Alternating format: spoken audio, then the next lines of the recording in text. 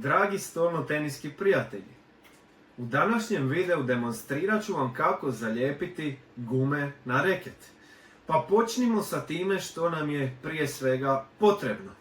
Od stvari koje su nam potrebne pri lijepljenju, potreban nam je, znači prvo prije svega reket, odnosno drvo na koje ćemo zalijepiti gume.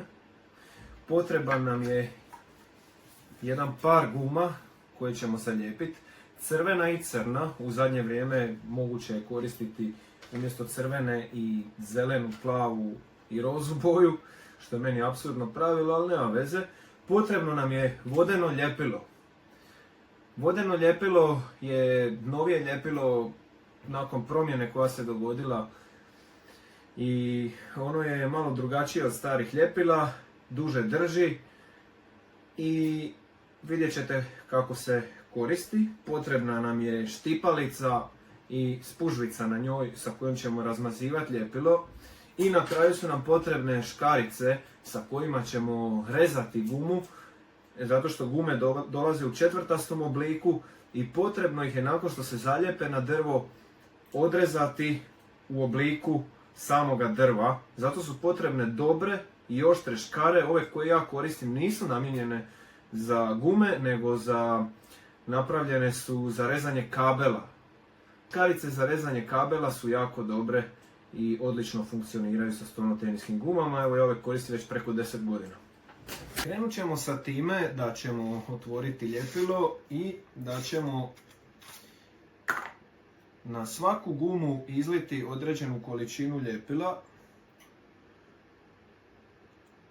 Bolje za početak manje nego previše, iako ako izlijete previše uvijek možete vratiti nazad u bočicu. I kada izlijemo određenu količinu ljepila koju smatramo po procjeni da je dovoljna za razmazati na cijelu gumu, krenemo kružnim pokretima razmazivati dok ne pokrijemo cijelu površinu. Kružni pokreti. I nakon što pokrijemo cijelu površinu gume kružnim pokretima, krećemo sa pokretima gore prema dole. Gore, dole, gore, dole, gore, dole. Dok se ne razmaže ljepilo po cijeloj gumi. Možete jedanput proći ovako po strani da bi se što bolje razmazalo, da cijela guma bude zahvaćena. I onda pokretima od gore prema dole dovršite da to sve bude ravno. I uvijek morate završiti sa pokretima od gore prema dole, zato što u tom smjeru ćete i lijepiti gumu da bi se ona bolje uhvatila i da vam se ne bi ljepilo skidalo prilikom lijepljenja. Završite uvijek sa pokretima gore dole. Evo ga, sad je guma cijela pokrivena i sad ćemo razmazati drugu.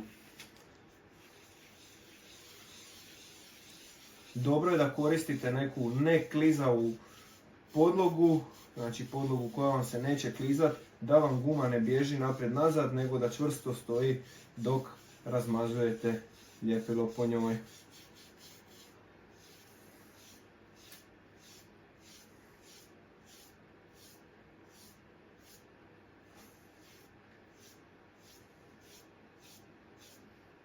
Višak ljepila možemo uvijek na ovaj način vratiti u njegovu posudu. Ok. Sad smo razmazali ove dvije gume. Nakon što ste razmazali ljepilo na gume, pustite ih da se suše i onda krećemo sa istim procesom na jednu stranu drva. Stavimo malo ljepila. Na drvo treba puno manje ljepila nego na gumu, zato što daska ne upija ljepilo, dok gume upijaju ljepilo u sebe i zato nam treba malo veća količina. Razmažemo ovako ravnomjerno po dasci, višak slobodno skinemo sa spužve da nam ne smeta jer se onda ne može dobro razmazati. Mora biti tanak sloj da bi se mogao dobro osušiti i biti čvrsto zalijepljen. Znači jedan tanak sloj bez velikih ovih mrlja na sebi, da se što manje ljepila vidi i onda stavljamo na sušenje. To je to otprilike. Ja uglavnom stavljam samo jedan sloj na dasku, a na gume stavljam dva sloja. Sada ovo stavite sa strane da se suši.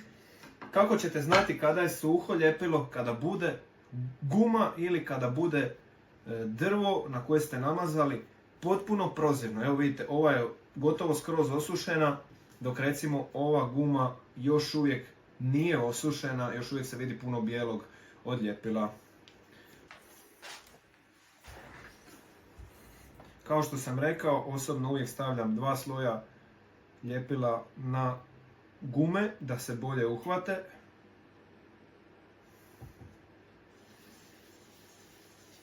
Znači samo ponovite proces. Ukoliko ste kao ja i ne da vam se čekati da se gume osuše, odnosno da se ljepilo na gumama osuši, možete proces ubrzati tako što uzmete fen.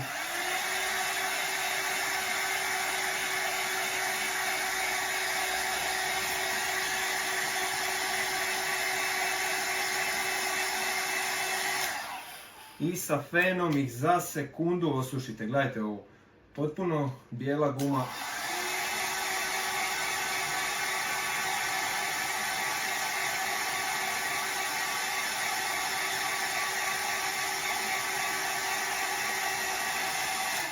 Za 20 sekundi je potpuno osušena, a na nikakav način se ne mijenjaju njena svojstva. Sljedeći korak jako bitan da se odradi precizno je zalijepiti gumu na drvo. I dobro je koristiti ovako rub stola da vam pomogne da držite ravno. Prvo što morate napraviti je nategnuti gumu na ovu stranu ovako i samo donji dio, to je ovaj dio na kojem se nalazi tekst, zalijepiti uz rub, točno tu, uz rub vaše ručke od reketa. I važno je jako da ovo precizno uradite, zato vam je potrebno dobro svjetlo da vidite točno što radite. Natpis koji se nalazi na gumi bi trebao ići prema sredini. Jako je važno da gumu zalijepite točno na sredinu. Evo ga. I postoje valjci koji se mogu koristiti za poravnavanje gume na ostatak drva, ali ja to volim raditi ručno i tako sam navikao, tako mi je lakše i ispadne sasvim dobro. Znači polako pritišćete od dole prema gore prije nego što potpuno naslonite gumu na reket kako bi se svaki dio dobro uhvatio. Krenete sa laganim pritiscima i idete sve jače i jače i stisneš ga da se dobro uhvati i zaljepi i da se više ne odljepljuje. Stisneš. Ok, to je to. Možete na neko vrijeme ostaviti reket da se guma još dobro uhvati i dobro ga je pritisnuti, staviti nešto teže na dasku kako bi radilo pritisak da se što bolje guma uhvati i zaljepi za reket. Sada dolazimo na korak kada je potrebno odrezati gumu u obliku drveta. I to se radi na način da krenete od ovog ovdje ruba i idete sa škaricama laganim pokretima, mekano i opušteno, tako da prislonite škarice na drvo i pratite prema naprijed, pratite drvo. Znači njegov oblik pratite, cijelo vrijeme škare moraju biti prislonjene uz dasku da bi što preciznije guma bila odrezana. Sa praksom i iskustvom prvi put možda neće izgledati savršeno, ali ćete doći do sve boljeg i boljeg osjećaja za rezanje. Nemojte težiti savršenstvu i nemojte se bojati, krenite dok se ne izvježbate. I dan danas meni to uvijek ne ispadne savršeno, nekad malo rubovi budu neravni, ali to nije toliko bitno. Evo ga, prva guma je zalijepljena. Sada ćemo ponoviti proces. Tek sada se maže drugu stranu drveta, zato što bi vam da je već namazana ljepilom smetala prilikom ljepljenja prve strane, tako da tek sada dolazi na red stavljanje ljepila na drugu stranu.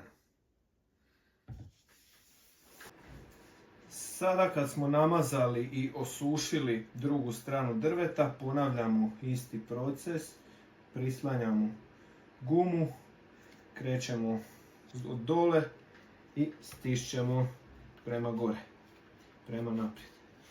Tako, hop.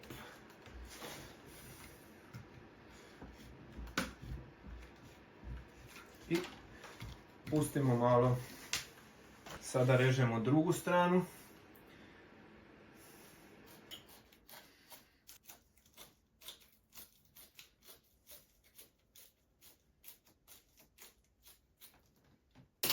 I to je to.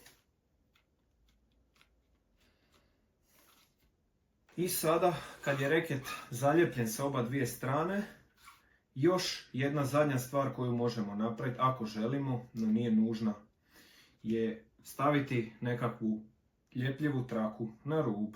A to se radi na način da nabavite neku traku za rubove i krenete s jedne strane na ovaj način sa ljepljenjem, vučete do kraja, vučete do kraja, vučete do kraja, dok ne zalijepite cijelu gumu, odnosno cijelu površinu ruba reketa i prerežete.